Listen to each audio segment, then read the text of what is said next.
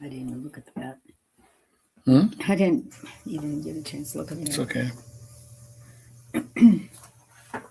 Just kind of just play along. Come on, we're live here, aren't we? All right, that says we're going. Oh, there we are. Okay, go live. There we are. Cool. All right. We are live. Hey, how are you? Hi. Good. We had a good day today, didn't we? Yep. Let's call in to let people know that we're on. You're standing up, so you look a lot taller. I do look taller, don't I? I'll have to look to rectify that.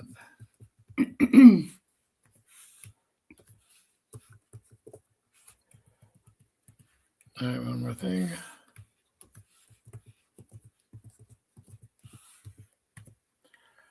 All right, cool. All right, good evening, everybody. Welcome to our Sunday show. We talk about Alzheimer's and brain fog and dementia, and we have our Hi, Jennifer. very special guest Hi, guys. coming on board too. And so, Jennifer, how are you today? I am super well. How are you? Do I hear you? Let me hear Oh, you. I gotta hear you. you don't hear me. Do you hear me now? I gotta probably go over here. Microphone, Hello, hello. headphone. Oh no, I gotta do. Hang on, we're good. I just gotta set something else up. Speakers. There we go. Okay. Now, there we go. Okay. Now we can hear you. It's on my side of quality control, So when I get going, sometimes that's how we get. So let me get you right in here. All right, there we go. Good, awesome. You had a good day? Yes. Yes, I have. Look at that smile you got going on there. We love it. We love it. This is called confidence in my skin. There you go. I love it. Perfect. So, Jennifer, there was a newly released Alzheimer's Association Rethink Your Brain campaign, Landmark, and the Landmark U.S. Pointer clinical trial data reveal a massive wake-up call.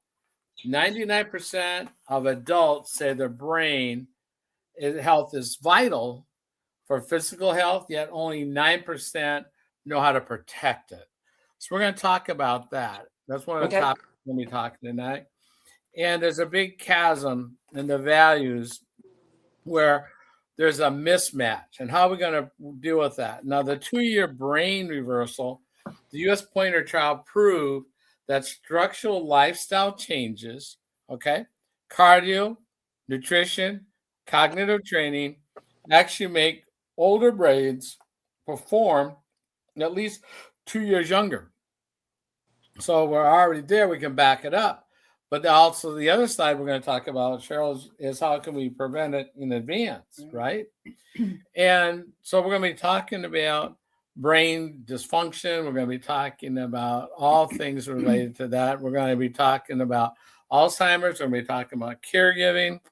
So that's kind of where we're at. So before I get going on it, you guys want to say anything, hello or whatever to each other, to me, or any further bantering? Okay, yeah, okay. Hello. Okay, hello.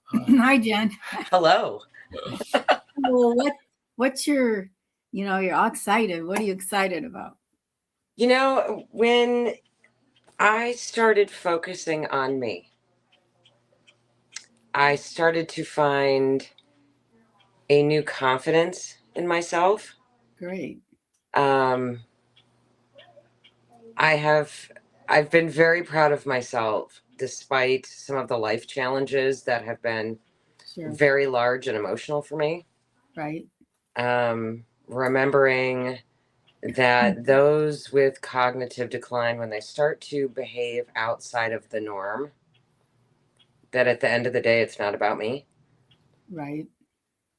Right. Even though it can feel like it's about me. And, I'm not a perfect person. And, I've recently made choices to distance myself. Yep. And for me right now, that is the best thing for me.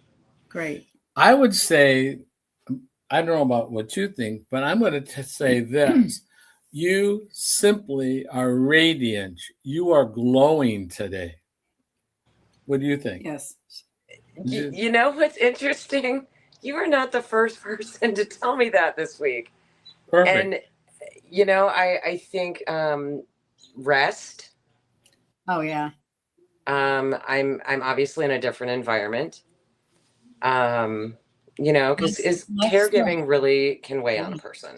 Yep. Yeah. And Absolutely. when it's constant, and then you're in a different environment where the other people you are with do not need constant care, if care at all. I feel like I've renewed myself. Perfect. We love it. We Great. love it. Great. Okay, so let's look at the numbers. Oh, 99% of the people say their brain is their most valuable asset, but only 9% have any clue how to take care of it. That means 90% of us are walking around with a high performance supercomputer upstairs and operating like it's a broken toaster. that's a really good analogy. So we spend, I mean, Americans anyway, spend billions on gym memberships for our glutes, right? But we spend all kinds of money and everything else, but we treat our prefrontal cortex like it's a junk drawer. Why is there such a massive disconnect between what we value and how we actually protect it? You know, who kept the owner's manual from us? What do you think? There's no owner's manual. Every day is different. Every day is different. And I think when it comes to the brain, at least for me, before I was learning more about Alzheimer's, getting on calls with you guys, learning about metabolic health and brain fog, I just always assumed my brain was going to do what it was supposed to do. And if I needed to work on my glutes or in my abs, that that was something I could see myself doing, Right. opposed to, they share different things about doing crossword puzzles, things that stimulate your mind, Right. reading a book. Am I good at reading books? No. Do I have a lot of books I want to read? Absolutely.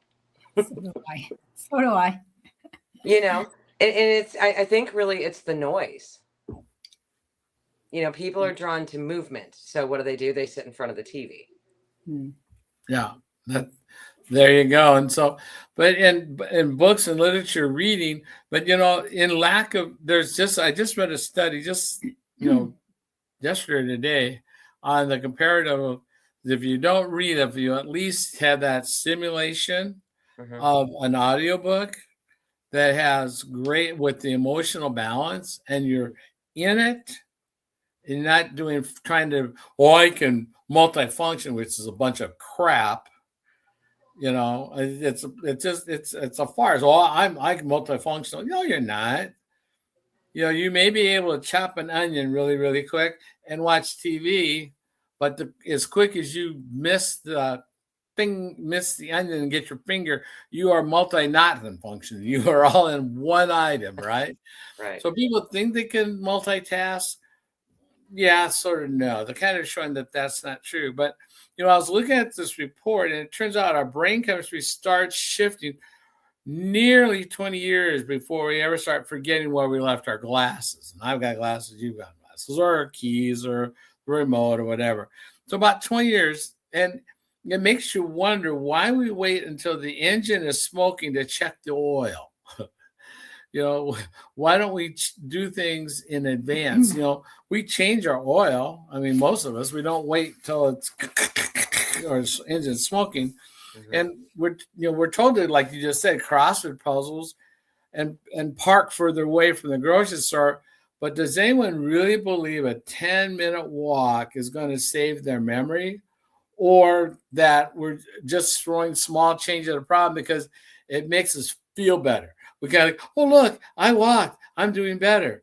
It's just the little things that we think we just, I guess maybe we just lie to ourselves. I mean, where's that part of that disconnect where we don't even think about it? And now, mind you, the youngest person with dementia, which is the umbrella, is 18 years old. The youngest known case of dementia is an 18-year-old. So if it's happening early, if it starts in our 20s, right? If things start going sideways, why aren't we aware of it? Why don't we have this discussion? We are, but where's that disconnect? Where's that real threshold here? I think a lot of it is lack of communication. I think it's fear of maybe knowing. Mm-hmm. You know, for us, as we talk about this every week, we've learned that brain fog is linked to insulin resistance. Right. Alzheimer's is, type 3, and which all goes back to the food Right. that we're eating. That was never in a science class for me. That was never a talk with my medical professional. It wasn't just an everyday conversation. No. It was never brought up. No, never. Nothing like that was ever brought up. Mm-mm. And I watch some of the younger people than me at work, Mm-hmm. and they're killing their bodies by the way they eat. They really are. It's sad. It's sad. But they keep doing it. I keep trying to interject things, but it goes out in one ear and out the other. Well, and I think that's what's so important about what we do is that I didn't know a lot of that stuff. Right, I didn't either. I didn't know that, going and getting a Starbucks or eating a donut or snacking all day long was affecting my brain function. Right. I was in the moment. I wasn't in the long term, what is my life going to look like? I was in this is satisfying me right now, which is the dopamine hit to my brain. That made me happy. I was done. Mm-hmm. And the data shows that a structured lifestyle can literally make a brain perform 2 years younger. But that's the rest of the story. Most folks are trying to do completely alone in their living rooms, guessing their way through the dark. And you guys, what have you found that is missing in that formula? What most people don't know about? What's the secret here? Well, the protocol that we are on. I would also say community. Community. When I do things alone, I give up. Okay. So in encouragement and, like George said, the structure. When I have mapped out more of a structure for myself, I can stay the course. Sure. Yeah, that has a lot to do with it. I mean, right now with me still working, I'm pretty structured. I have to be. And so there's a 20-year silent phase of biological shifting, which has been accelerated by well, let me ask you this. Is our food more nutritious, dense than it was when we grew up? No, there's too many quick meals. People are eating on the go. There's too many places to go to eat and just quick grab something. No, my kids and we did not do that. We didn't have access to that to begin with. But we didn't, when we didn't do it. Yeah, and the strategic window, the silent stealth one, the strategic thing is targeting cellular fuel, inflammation, insulin sensitivity. Those stops, if we can get those things attention paced in our early use as fast as possible, we have the ability to reverse back. I mean, do you need to be told? Why do we wait so long? Why do we wait where we get so severe? And I'm talking about myself. I mean, Lord knows how leggy I was with my brain fog, just myself, to the point that I was scared literally to death that I was going to become dependent. I didn't want to become dependent. Nobody wants to be dependent, right? But I sure as heck didn't want to become dependent. And my plan was, if I got like that, Jennifer, I told Cheryl that if I was going to be that off and feeling like I was going to be a burden, I'm leaving. I would, and it hurts, but I would have not wanted to have her have to deal with that. My son, God love him, my youngest son goes, Dad, don't worry about it. I'll give you the garage, but it won't be heated. Well, okay. So we all have that kind of thing going on with us. But like with the comeback plan, the big deal is that we have a metabolic fuel. Now, the Alzheimer's Association talks about using the Mediterranean diet, and we talk about what? What did we talk about, Cheryl? We talk about this protocol called Unimante. We take a tea in the morning. We take a balance and our biggest meal of the day. And then we take another tea. Like I drink a tea in the morning at work. I take it to work. And then I drink one in the afternoon. And then before my biggest meal, which is night, I take the balance. And it's great stuff. I don't need to lose weight on it. I'm just on it because of what I went through with my twin sister and the early Alzheimer's. She was diagnosed at 54 and died when she was 61. I don't want to be like that. It was horrible to watch. Horrible. She was my best friend. I lost half of my whole when I lost her, and I don't want, if anybody can keep from getting that way, it'd be great. Yeah, now your sister, one thing about this is that people say it's genetics, right? It's genetics. You're born with it. Well, if you're really born with something, that shouldn't it show up at birth? Why does it take if let's say diabetes or blood pressure or whatever, they'll say, well, it's genetic. Well, shouldn't you have high blood pressure when you're born? Why does it take time to develop? Why does it take time to grow? And so even with your identical mirror twin, the whole thing is that, by golly, it took a while for her, and you guys, if you're identical, you would think then, well, shouldn't that also be me, right? Now, did you ever think about why her, not me? Oh, many times, many times. I always said, and it would kind of irk me when people would say, well, aren't you afraid you're going to get it? And my response was, yes. But if there was a test for me to take it to find out if I was going to get it, I wouldn't take it because I saw what happened to her and I wouldn't want to live in fear the rest of my life. Yeah. By the way, my name is spelled. I see that. I'm sorry. Fat Finger George. Doesn't know how to spell my name anymore. Oh, God. Ladies. Yes.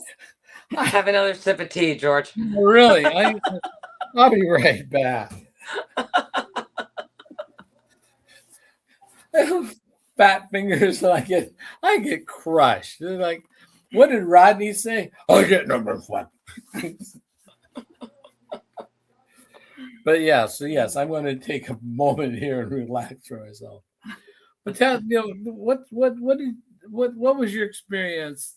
Help people understand what kind of a little bit what being an identical twin is like, just to start. Well, it's hard to explain to anybody that is not a twin or has interaction with twins. We were always together, always. We would finish each other's sentences. There was a time when we were in a group of people, and I don't even know what it was, but my sister and I were sitting on the sofa together and just talking to ourselves.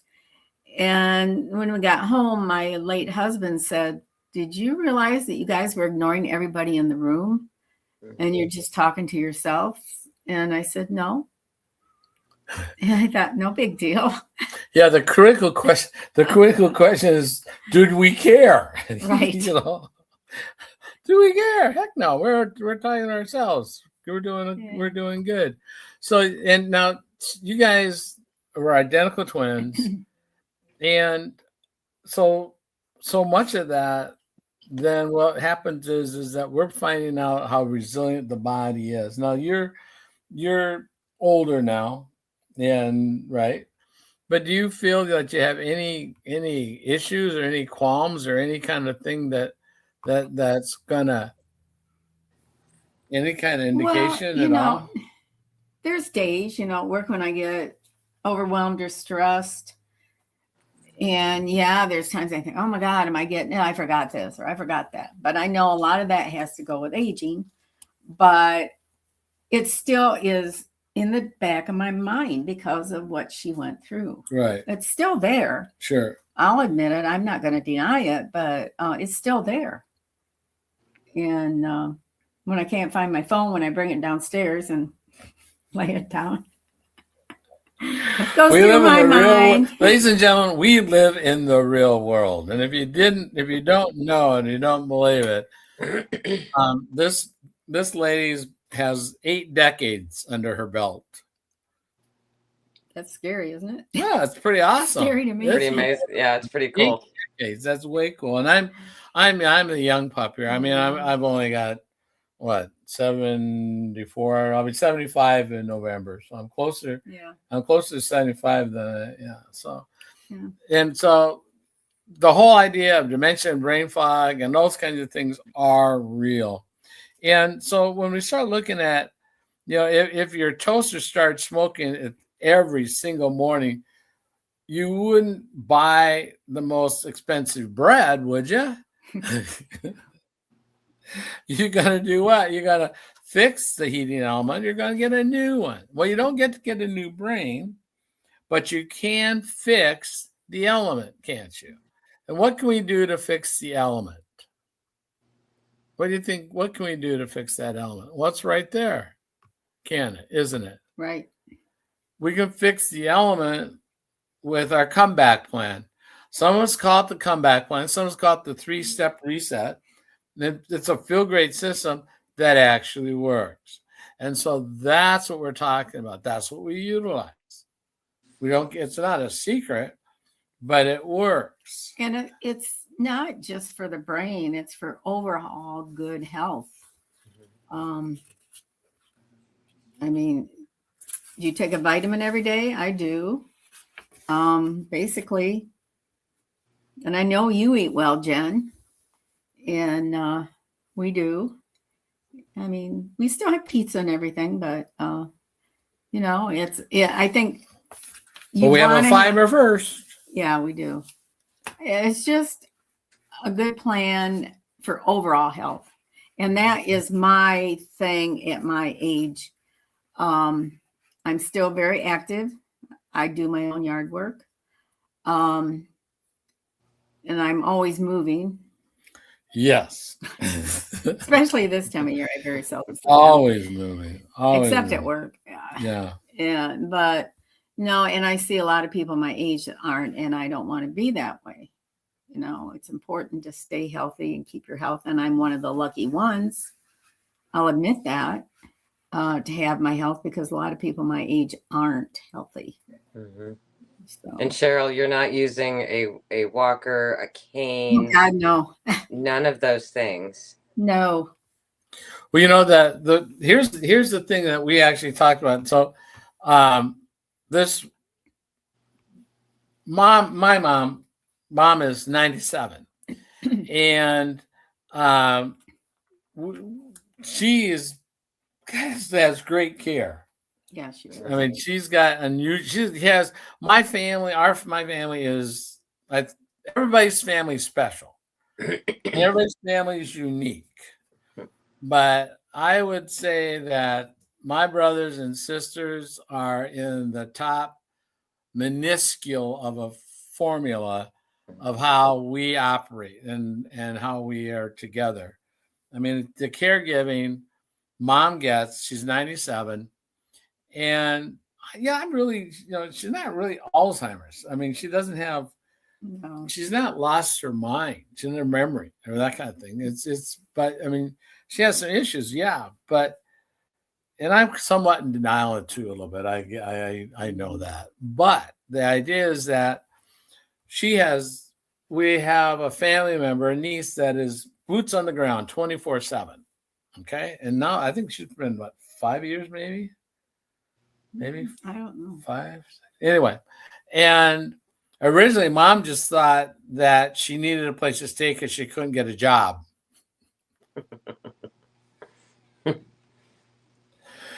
And but I can appreciate that. right. So but she's our boots on the ground. And one of the things, Jennifer, is that having been how long you were a caregiver for, active caregiver 24/7 for 4 years? Almost 4 years, yes. Almost 4 years. Mhm. What does a caregiver need? They need respite, George. Yes, they do. They need a break. support system. Yes. A Yes. support system. They need a break. They need to Yes. rest. They need that. I mean, Mhm. if you think about it this way, watching this show, if you've ever been on an airplane with a screaming child, that flight cannot end fast enough, but you know it's going to end. Mhm. Or that kid can't be quiet and go to sleep fast enough, but you don't know that's going to happen. When you're a caregiver, a real caregiver 24/7, the screaming never stops. Unless they go to sleep, but even then you don't know. Because the flight never lands. It's always going to be up there. It may take a little thing. And there could be some turbulence. And if there's no respite for you, if there's nobody else to help you, the caregivers, and it's proven statistically, often demise, pass, die, bodies give out faster than the person they're taking care of. That's just a known clinical fact. People see it all the time. And Jennifer, you could attest to that, right?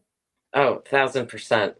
Right. And I for a long time my respite was when I slept, but it wasn't a true deep sleep Right. because you're on. Now I have mom ears, so anytime there's a child or someone says my name and it may not even be me, I'm searching.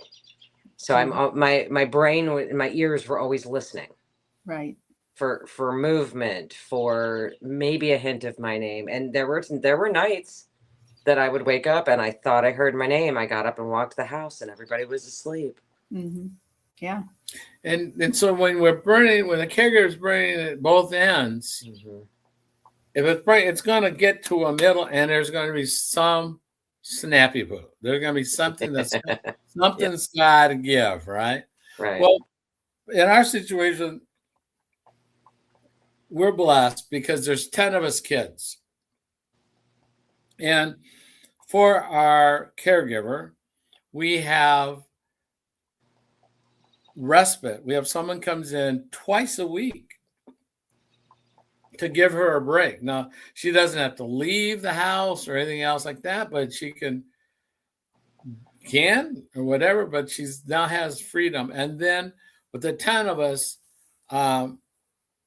everyone is out to our house on a weekend every month. So one of us is there at least once a month. There's somebody there for a weekend.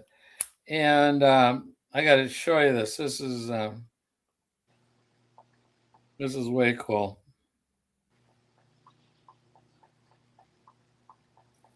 This is a picture of today. There are 5 of us there today. So now, fun.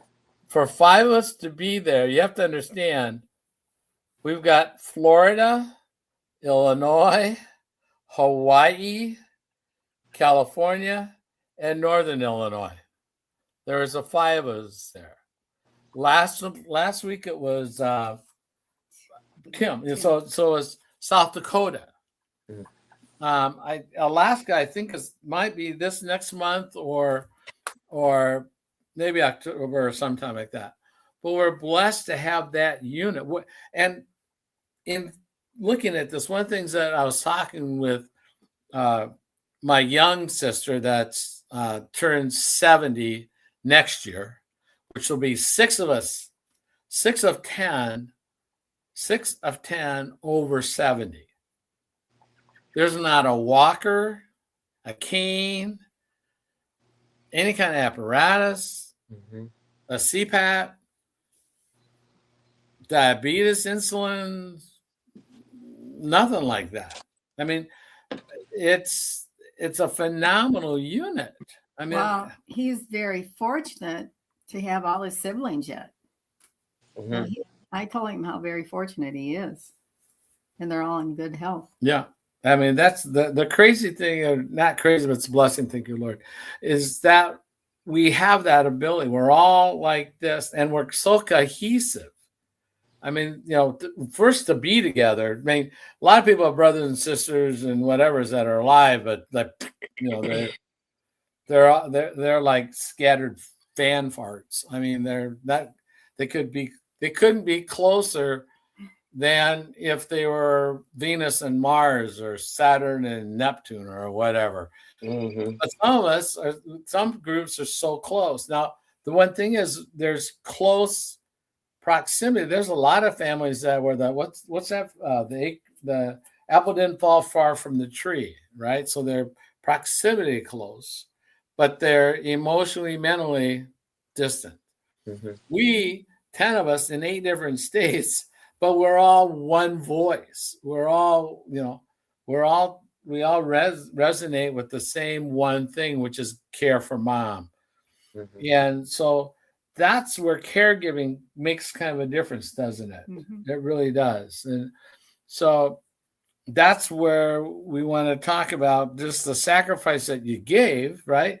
I mean, 24/7, good gravy, good golly, good Molly. And now, look at her. She's so... Now, don't get me wrong. I still worry. Okay. I get that part. Yes. Yeah. I 1,000% worry a lot. Sure. But I know that at this point, this is just the way the plan needs to be. Yep. Yeah, and the greatest way that we can honor our parents on the journey is by helping our audience understand they need to protect. Our audience, you guys that are listening, the biggest thing you can do is protect your own independence. Protect your own independence. Get what? Get sleep. Get real sleep. Put the phone down. Put it in another room. Don't sleep with the phone in your room unless you're an emergency doctor where you need to have it 24/7. Otherwise, put it away. Put it away. The text, unless it's something really, really super special, like you won the lottery, even if you win the lottery, the message will still be there tomorrow. Right. Get the sleep. Second thing, what's another thing you can do? Well, obviously, Cheryl, the protocol, right? The comeback plan. Get the nutrition in, right? Get good fuel. Get the good fuel. Another thing is what? Move. Good gravy, golly, Miss Molly. Get off your couch. You thought I was going to say something else. I see you both smirking. I did. Get off the couch and go for a walk. One of the best things you can do for your muscles and your blood sugar is eat. When you eat, take the fiber first. Remember to F off, right? Fasting, order of food, fiber, fat, and protein. Protein, right? Protein. But walk afterwards. Your muscles will happily help lower that blood sugar down, okay, and keep things going. And that allows what? The liver Well, what does the liver do? What does the liver do? What doesn't do nothing until the blood sugar's out of the way. Think about that. Now, the liver is going to do the one thing, two things that it really needs. It needs the sugar out of the way so that it can make ketones. Those little buggers, ketones. Well, what's a ketone? The ketone is the primary energy that the brain cells really, really want. And do you know what they need to get there? Cholesterol. Have you been told you need to lower your cholesterol? Yeah. Wiggy, waggy, wuggy. What the flying horse feathers? You need cholesterol for all of your cells. It's a building block. It's a building block. Now, there's two parts of it, the LDL. There's two parts. There's an A and a B. And we talk about the A as kind of a nice, fluffy, kind of like me. But like nice and fluffy and floats. And it's good and it's pretty. And who doesn't like a nice balloon? I mean, come on. Everybody loves a nice balloon until it goes pop. But anyway. And then there's the other ones, which is the B, and that's literally not the good one. That's hard, and it's like a bowling ball. And that's the one that's, if you're going to say there's a bad one, that's the one that you want less of. However, people that take Satan, Satans, if they take those, that attacks the A. That attacks what you really need, what your brain really wants. That's what your liver needs to get the ketones there. That's what your sex hormones, your sexual functions need cholesterol. People, if guys, we do testosterone Tuesday. If you take that one thing and you're lowering it, have you noticed that you're also lowering some other things? Just saying. If you don't have that, what else is going down? What else don't you have to deal with that helps you? So that's kind of the whole thing. We start looking at it. Now, when we look at, Cheryl, we start looking at the whole idea of twins. And now we looked at the King College study. They looked at twins, and they showed that it was metabolically changing. Like they changed the diet on some and not on the others. And the ones that had lowered their functions had the, let's say, not healthy diet. Does that make sense to you? Mm-hmm. Yeah. Yeah. But my sister ate healthy. She ate healthy. She ate healthy. Right. So what do we think probably was the issue? Probably her sugar was high. Sugar high and cortisol, stress, the stress hormone. Yeah, stress. Yeah, cortisol. Cortisol. Nobody talks about that. It's not really something that I'm stressed or whatever. But when we start seeing those types of things, those timelines, so just because if you start noticing that you're forgetting your keys, right? Or you lost your phone. Okay, all right. But if it's like every day, if it's like, holy cannoli, what did I come to the store for? And you go to the store and then you come out with a whole bunch of stuff, and then you get home and you're like, oh, I forgot the thing I went to the store for. Now we need to start talking about it. Now we need to look at what can we do to improve that. Because, guys, understand, just like the study just said, the study in both the Alzheimer's study, or the Alzheimer's Association, and the U.S. Pointer clinical trials revealed that we can improve. And what helps us improve is our diet, our exercise, our lifestyle. Okay?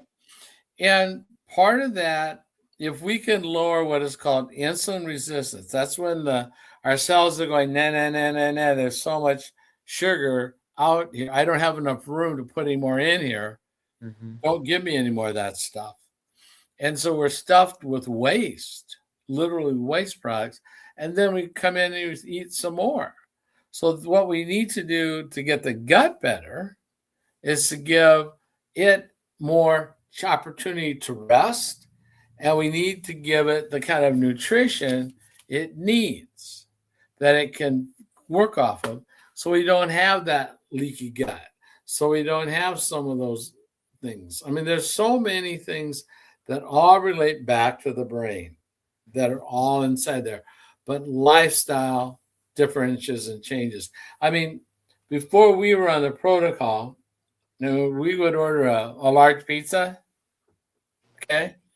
We'd have pizza, maybe some breadsticks, some chips, and a whole bunch of other stuff. Mhm. Tonight we ordered pizza. Not gonna lie, I like it. And we had our fiber first, Mhm. and we stopped. We had no chips, no breadsticks, no drinks of any kind, maybe some water on the side, but we had this to start. And how much pizza do we have left? We had half the pizza left. Half a pizza left. Yep. And that has become our norm. Mm-hmm. That has literally become the norm. Mhm. So what that does is it allows us to what? Keep that blood sugar spike low, not flush and just keep eating, because we're satisfied. Mhm. We're full. So Jennifer, do you find that same thing to be true in your world? I do. For me, it has been a year that I've been on the protocol today. Oh, Okay. cool. Congratulations. Thank you. And for me, I would say my food choices have changed. Mm-hmm. And now your go-to is you really like pizza. Okay. I like pizza too. But I have found that I really at this point enjoy a salad, my fiber first, a salad, a cup of cottage cheese, which is my part of my protein. Mm-hmm. And then I have the pizza. And for me, I just watched something today on cottage cheese, and I'll throw a video up for you guys on that one. All right. But at this stage of the game, I don't crave the chips. I don't. I can sit in a restaurant with my loved ones, and they can do the breadsticks, and they can do the chips, and they can do the dip, and I can just sit there and hang out. But before, it was I have to have that, and then I'm ordering the mac and cheese because I need to eat that first. Because I was a full blown carb girl. And now I find that I have it at the end. But even my taste buds have changed when it comes to my food. Mm-hmm. The things I thought I really enjoyed are really not as tasty anymore. Right. Now, when you do that, when you're looking at these changes, have you noticed your brain, your imaging, your energy, is that changed at all? Your clarity? Oh, yes. Oh, yes. Well, one, you can see my mood. Mm-hmm. I don't have the dark cloud. And when I reference the dark cloud, I was on anxiety and depression meds for 16 years. And took my mother to point out 6 months on the protocol that you seem so much happier now. Mm-hmm. What do you mean? I've been on these meds for 16 years. Well, what do you mean I'm happier? You know? So when I healed my gut, it started to give me mental clarity. My brain fog went away. My energy went up. I have other family members. They're like, why don't you ever just sit down and watch TV? Mm. I have way too much energy to sit still through whatever you think I'm going to watch. I'm like that too sometimes. Yeah. Not to say that I don't watch a good movie on Netflix every once in a while. Right. But Sure. even then, it's in a very short span of time, and I've got to get up and move. I've got, Mm. I'm moving constantly. Sitting Yeah. stagnant for me because of Yeah. one of my jobs is, I Yeah. only have so much sit in me right now. Yeah, I agree with that one. So what else, guys, looking at what else could we tell people in terms of having lived through, which I have, you have, we all have now with our parents and family. What would you tell someone that if they start noticing that kind of behavior or frequency, what would you say? What would you, in thinking back, if you had known even or you didn't see anybody, what do you guys say? Cheryl, what would you Well, think? I would say get on the protocol. First, but you do need to be diagnosed. It would clarify a lot of things, if you didn't know what was going on, and with your family needs to know that. But I would say get on the protocol, because every drug that came out, we were so hopeful for my sister, and it didn't do anything. It didn't do a thing. It's a moneymaker for the pharmacies or for the pharmaceuticals. But it didn't do anything. I remember my late husband's mom going to the doctor because she had that going on. And we walked out of the doctor's office, and she says, "Oh, I just got a really clear health." And I said, "No, you didn't really." But the doctor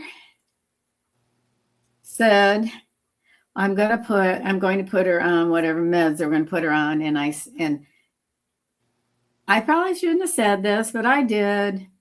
I said, "Well, my opinion on that." I said, "They don't work." And I said, "I'm speaking from experience." Oh, that made him mad. It made him mad, but I thought, I don't care. I'm speaking from experience. That doesn't help. So made him mad. I don't care. And isn't it exciting that this latest study and more we're finding out that lifestyle, nutrition, activity, action, sleeping, all these things are basically Free. They don't cost anything. How much does it cost to go to sleep? Nothing. How much does it cost to take a walk? Nothing. What's it cost to drink more water? Nothing. What's it cost to give up chips, bagels, fried foods like at a fast food restaurant? What is it? That is where the community comes in for me. There's noise everywhere. You drive past how many places, to go from here to the grocery store, how many fast food restaurants do you have? Yeah. Because they line everywhere you go. Mm-hmm. When you get in the grocery store, what is the first thing you see? All of the rows in a square that are full of all the processed food. Mm-hmm. You have to take the long way around in order to find the healthier stuff. Right. And why is the health food right by the pharmacy? Why is it in your grocery store? Have you ever noticed that? The healthy food section is right by the pharmacy. Mm-hmm. Well, we don't have a And why is it so pharmacy small? in my grocery store. Why is it?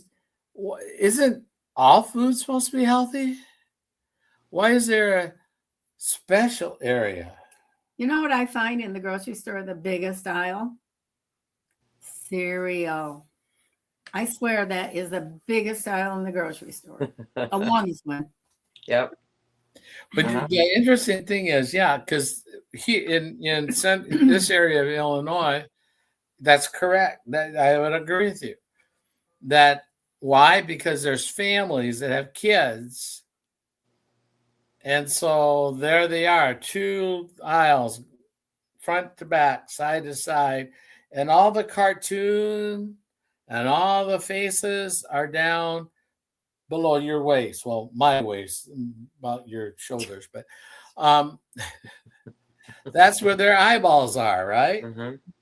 And we're all the good and pooping cereals that are up here. They're up high. Isn't that interesting? But if you go to a community that's a senior community, where it's almost all seniors, that aisle is smaller, but the chip and the snack, those kinds of aisle, crackers, chips, Lunchables, Manchurian noodly things, those are the big aisles.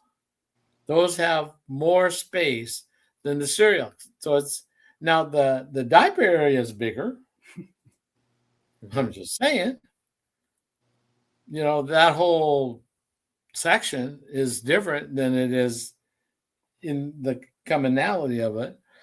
And so that's part of all the marketing, because there is no profit in you being healthy.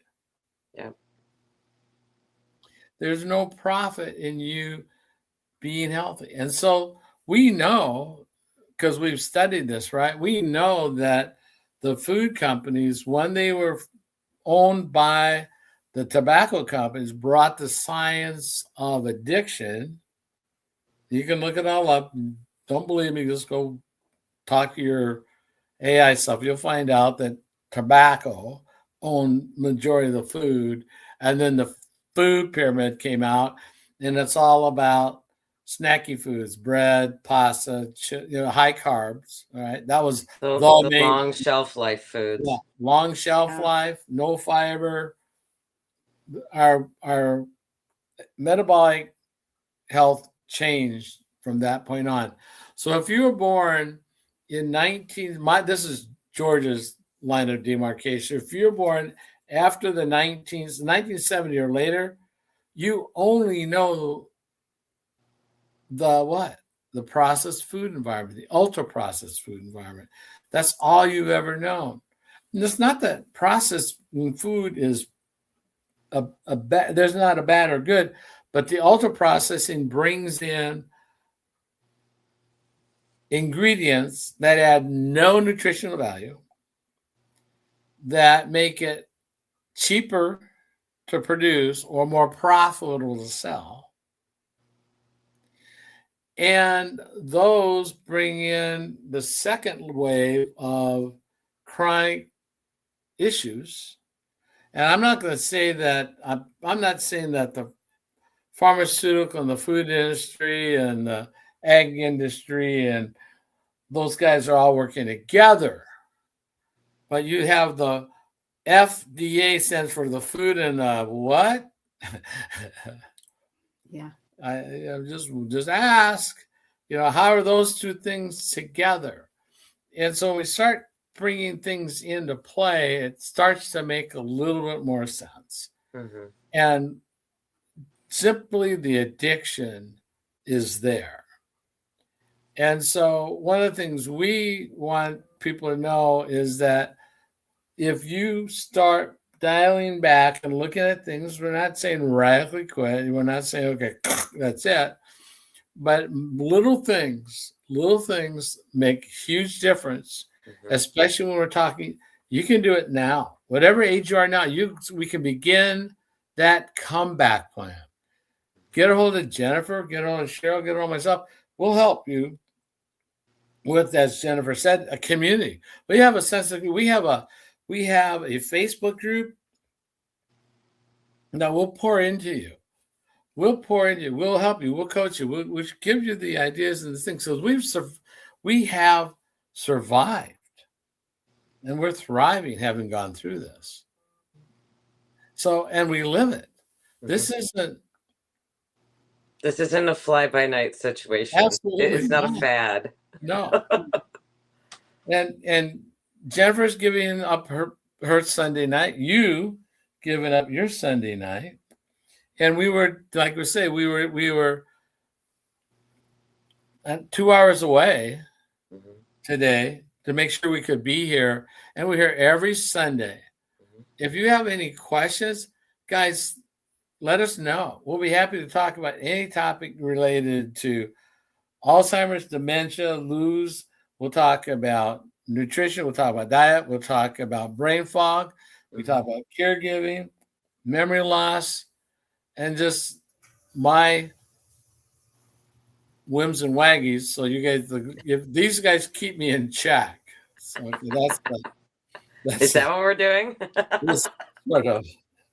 You don't see her pinching me and kicking me down below. No, I don't. No, but I do have a cat behind me that is giving There you go. commentaries. There you go. So as we wrap up this, I mean, we really had some touch on some really the big thing on today's was the recent research from the U.S. Pointer clinical trials that there's a wake-up call that 99% people say their brain is vital to the physical, but only 9% know how to do anything with it. So we know that it's there, but what do we do? How can we help? How can we fix it? How can we make it more functional, right? And that is both mind, body, spirit, all of that.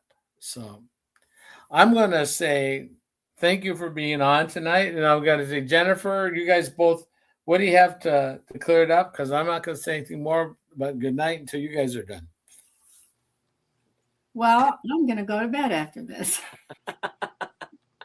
I'm going to love on my little pocket cat over here. I'm so sorry, you guys.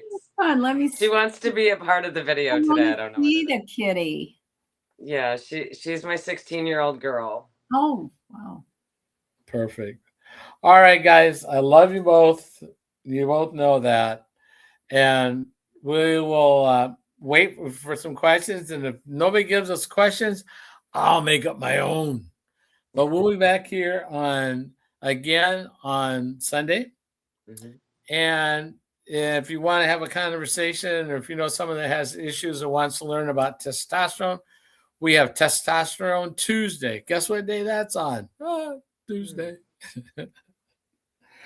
Now, George, do you have to be a man to be a part of Testosterone Tuesday? You have to have testosterone. Do women have testosterone? I believe they do. I just wanted to double check and clarify. Yes, they do. Anybody that has testosterone can be on the show, can have kind of questions. Even we had a guest who, for almost 5 years, testosterone level was 0. Wow. And back to normal using the protocol on top of it. On top of everything. Phenomenal. That is phenomenal. We love it. So we love you guys. Thanks for coming. Thanks for joining us. And I wish you a good sleep. And I wish you and your cat a good sleep. Thank you. Thanks, guys. See ya. All right, thanks. Bye. Oh, Joy says she can't resist the chips or the breadsticks. Joy, I'm going to tell you, that's what the protocol will help you with.